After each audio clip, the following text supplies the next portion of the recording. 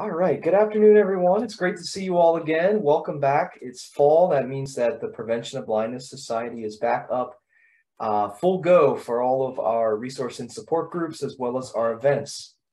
So thank you for joining us today.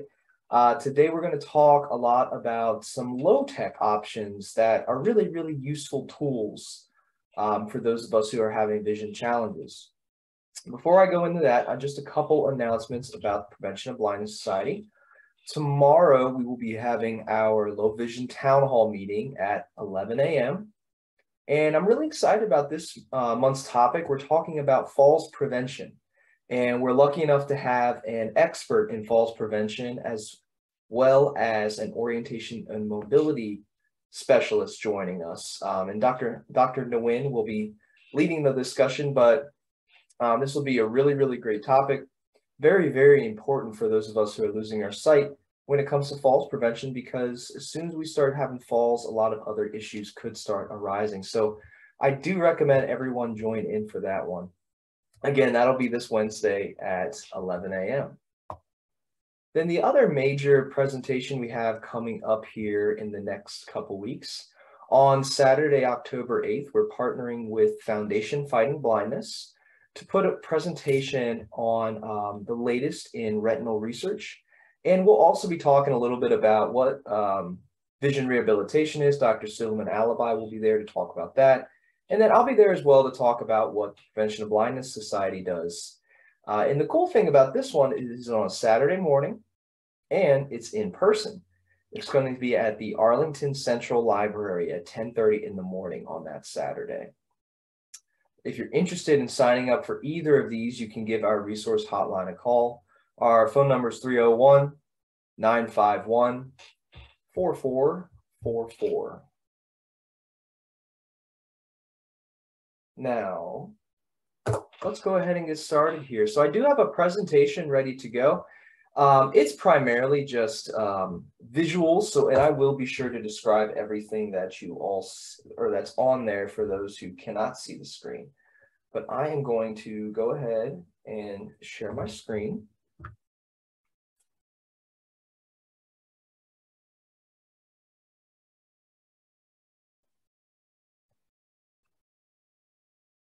Okay. So you should be able to see my screen, and let's see, let's make this a little easier to see.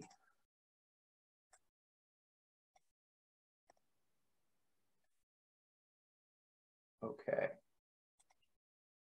So on my screen, I have a very large picture of Prevention of Blindness Society, and then on the bottom it says low tech, high impact. So we're going to talk a little bit about today, or a little today, about the different sorts of technologies that are out there that are low cost, low technology, but can be really useful for those of us that are having some challenges. First, just a quick overview of Prevention of Blindness for those of you who, if this is your first call or the first time joining us for a tech talk. We are a nonprofit, and we're dedicated to the improvement and preservation of sight and quality of life. We do this by providing various services and education to the DC metro community. Each year, we serve about 13,000 community members among all the programs that we have. Now, we do have programs ranging the entire age spectrum as well as the entire vision spectrum, from children's vision screening programs all the way up to our low vision programs. And our service area is DC, suburban Maryland, and Northern Virginia. So let's get into the meat of things now. And once we get to the end, we'll save our questions for the end, but once we get there, I'll explain how you can unmute, and then I want to have a nice discussion with everyone. Okay, so the first thing is lighting, and you may be thinking to yourself, lighting, how's that a technology? We just get light outside, right? Well, lighting, and the correct kind of lighting, is a really powerful tool for those who have low vision. Especially as we age. As we age, we need more light. And we also need the right kind of light. So you may be asking yourself, what do you mean, what kind of light? Well, there's two main types of lighting. One is called task lighting, and that's the lighting that you put when you're focusing on something. So let's say, for example, you're reading a book and you have a lamp focused on that book. That would be a task light versus ambient lighting. And ambient lighting is just the general room lighting. So that could be, your lamp that's just, or your lighting or your overhead lamps that are just throughout the room. It could also be, thank you, Frank. Yeah, so what happens when I do presentation mode is the slides don't move forward. We'll try it. Let's see what happens. See big, Frank, do you still see a big presentation slide that says lighting? Yes. Okay, let's see. And then I'm going to advance forward. Does it say bump dots now? Yes. Oh, okay, cool. It's going to work today. Perfect. Some days it works, some days it doesn't. So anyway, when it comes to, and then also with ambient lighting is, outdoor lighting coming in. So when you open your windows, letting light in. And both of these you want to have ample amounts of, but you also want to make sure you have the right kind of lighting. Now, what does that mean? Or excuse me, not the right kind. I'm sorry, folks. The right amount of lighting. What's that mean? Well, you can have all of the lighting in the world shooting down on something, but if you have very glossy paper, or if it's just so strong that it's hurting your eyes, that's probably too much lighting. But you also don't want too little lighting, and that's going to be what most of us run into, is too little lighting. And so the way that can be corrected is making sure you have lighting in the room, and then also having a task light on something that you're trying to do. This could be whether you're trying to do the crossword puzzle, you're cooking, reading the newspaper, if we can still read newsprint, things like that. In addition, we want to have some glare prevention. And so just going to go through the three images I have here. The one on the far left, it is a lamp that is both a floor lamp and a desk lamp. And this lamp has the lighting, but it also has small magnification as well for you. And what's really, really important that I want to share with everyone with both of the lamps that I have shown is they have goosenecks. Goosenecks are really important because it allows us to direct the light in various angles. So you're not just kind of stuck with one specific ray of light going somewhere, because that can also put you in uncomfortable positions, where with a gooseneck lamp, you can really move things around and make life a lot easier for you. The lamp that I have on the right side, that is just a regular floor lamp. Again, it has gooseneck lighting. That's, again, really good for task lighting. For regular lamps, when it comes to ambient lighting, you don't necessarily have to have this gooseneck. A regular lamp will do. I would recommend trying to have a dimmer switch if you can on your switches, as that'll allow you to adjust the light throughout the day. If you're not able to do that, sometimes you also have the lamps that have, the 3 different levels when you click between them. And that's another tool. But if you don't have that, just, again, try to find what works best for you. Other things with lighting, I have these glasses on here, these are glasses and they're yellow instead of the dark color or clear. These are glasses that can be really, really useful for when it comes to glare. And many people may wear these when they're driving, if they still can drive, or when they're walking throughout the day.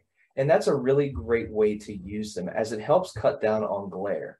Now, there's different colors when it comes to these glasses. These are yellow. There's ones that are orange, boysenberry, darker colors, gray, what other colors? Rose, pretty much any color under the sun they have. And these can be a really useful tool. The other nice thing is that they're not that expensive. I think the high-end ones run like $70, but I'm pretty sure you can find cheaper ones on Amazon or Walmart for a much reduced cost. So we do have these at our resource center with the different colors for you to try out if you'd like. All right, moving on, bump dots. So if we can't see things as much anymore, and there are good applications that you can use when it comes to using your sense of touch. So pictured here, I have 3 different images. Let's start with the one in the center. The one in the center is an image of various types of bump dots, and bump dots are just little tactile markings or stickers that you can put on things to be able to identify or help navigate on different things. A great example I like to give is on your microwave. You may put a large black square button on your stop button and two round ones, or maybe one round one on your minute plus button. And then let's say you really like popcorn. So let's say you put a very small dot on the popcorn button. There's also a lot of other things you can use it for. Washing machines, stove tops for things that have dials. Oh, what else? I'm missing some big ones here, but it can be really, really useful. Oh, TV remotes, that's another great option.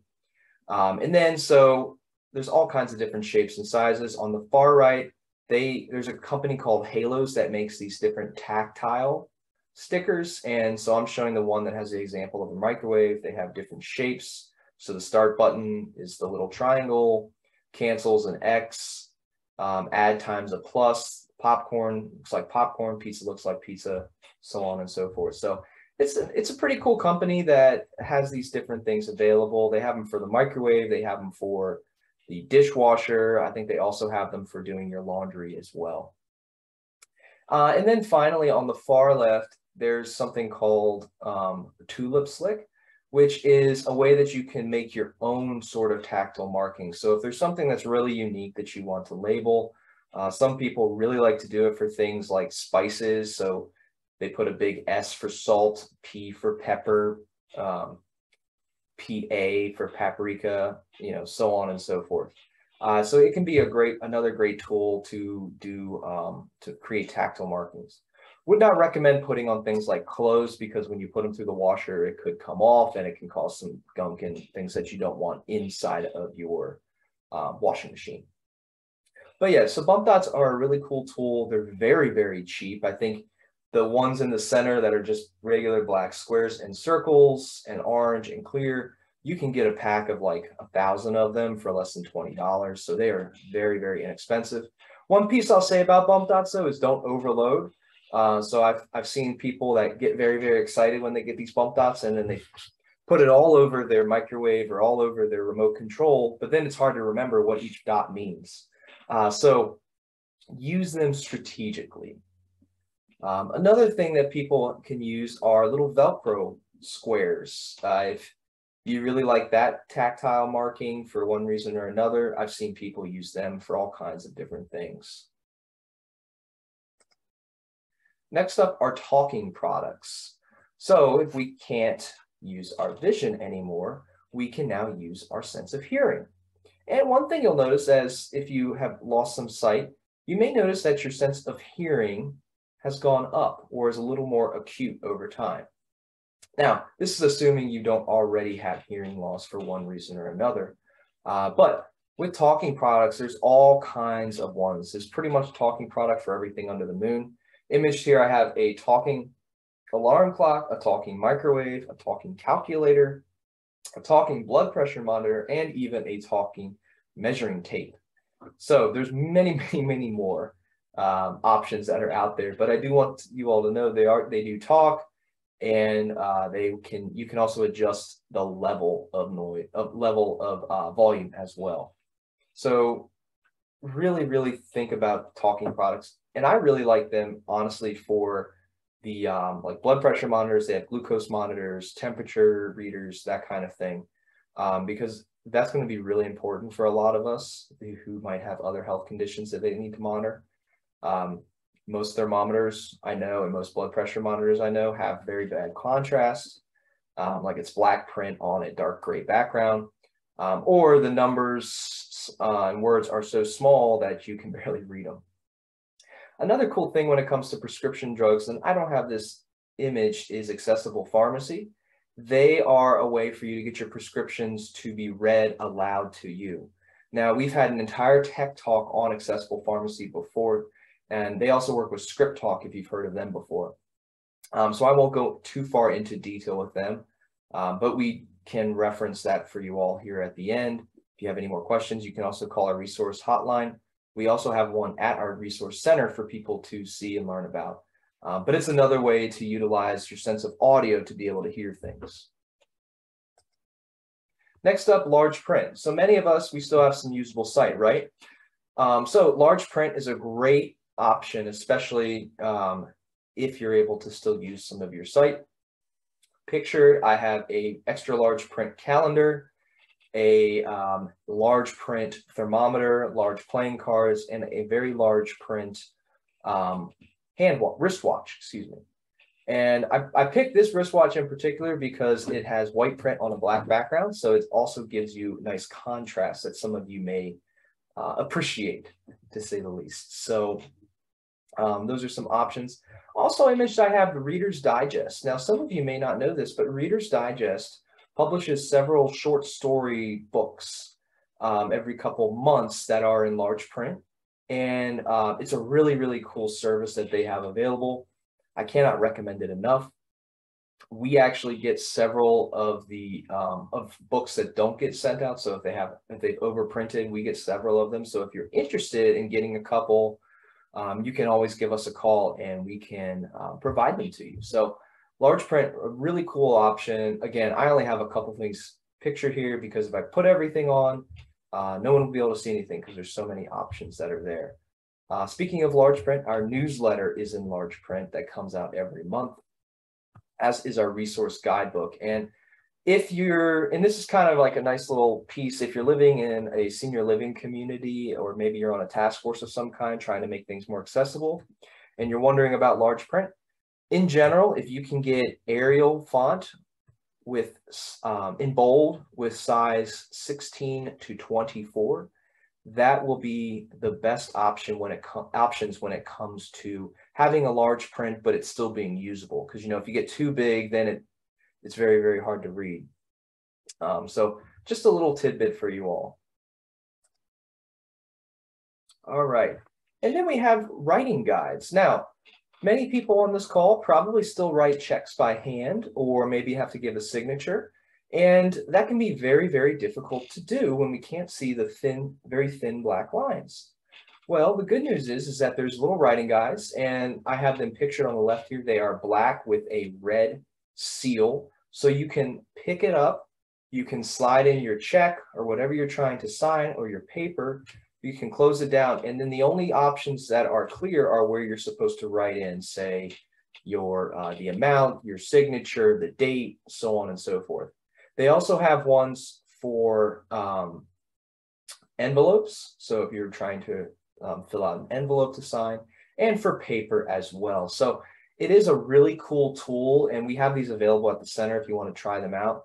They're also very, very cheap. The ones image that here I have, let's see, 1, 2, 3, 4, 5 of these writing guides, and you can get the whole 5-pack on one of the websites for like $20. So it's really inexpensive for what it has. Also imaged here, I have bold lined paper. So if you are still trying to use college ruled paper, I would recommend considering this, because the college ruled paper, it's very thin blue lines. It can be hard to see, and the lines are smaller. This paper is a little bit larger, and the lines are much thicker. There's also ones nowadays that are slightly raised, so you can actually feel where the lines are. And then finally, with writing guides, are bold writing pens. So here is the Pro line. The other ones are called like Bold 2020s. And you can get a pack of 12 of these for like $20. They are very similar to Sharpies, but they don't bleed through paper. So they have that similar thickness, but they don't bleed through. So it's a really cool tool if you're trying to take notes still, and it keeps things bold so you can still see them. Okay. Just a quick overview of some of the services, and if you want to learn more about some of these lower tech options, our resource and support groups, we often have people share different low tech options that they have.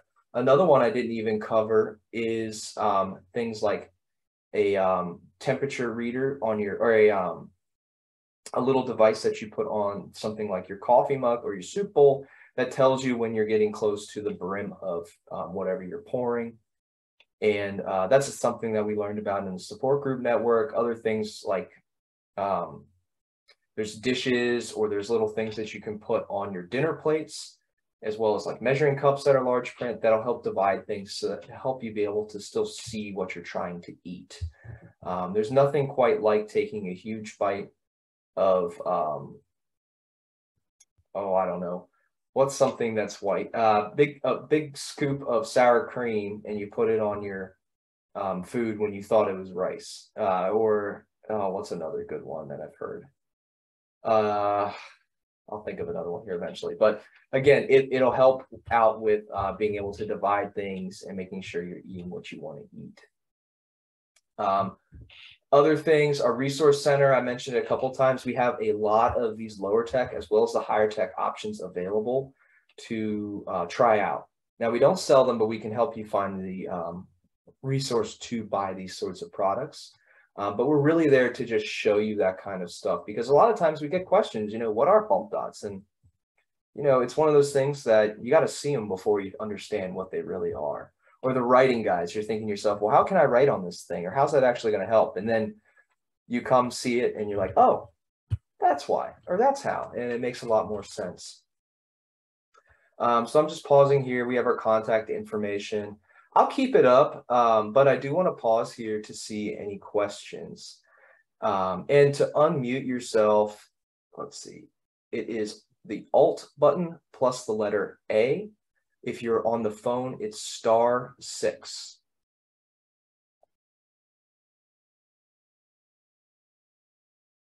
What is the pad of, Rosamunda, you asked, what's the pad of paper called? It's just bold writing paper. You can get a notepad of them. They're relatively cheap. It's just bold writer paper or bold line paper.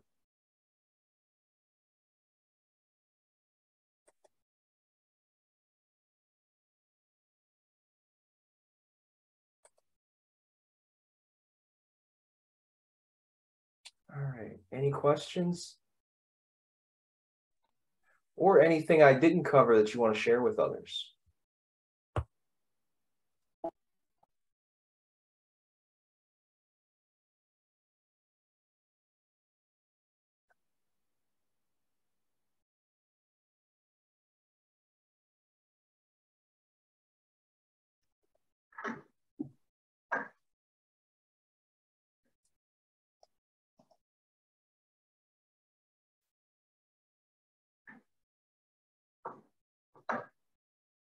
Hey, Sean. Yes. Yeah, I have a comment. I emailed you a while back asking about something that would help with low vision when I'm out in public, but didn't want to carry around a white cane, which seemed a bit much. And you told me about this place in Canada that had low vision buttons you could wear. And I don't know if you can see it on my hat, but I wrote off to them a place in Canada and got a large button and a small button and a patch. And I wear that large button on my sun hat now. And I think it helps people understand my weirdness when I'm out in public. I'm acting a little strange. It's an explanation for it. Well, good, Frank. Yeah, that's another great resource. It's a way to help identify that you may have low vision. It's the checkered eye. And yeah. Yeah, thank you. Oh. Hey, Tony. Hey, Tony, you may need to turn off your JAWS or screen reader right now because you sound like a squirrel. The volume's going way too fast.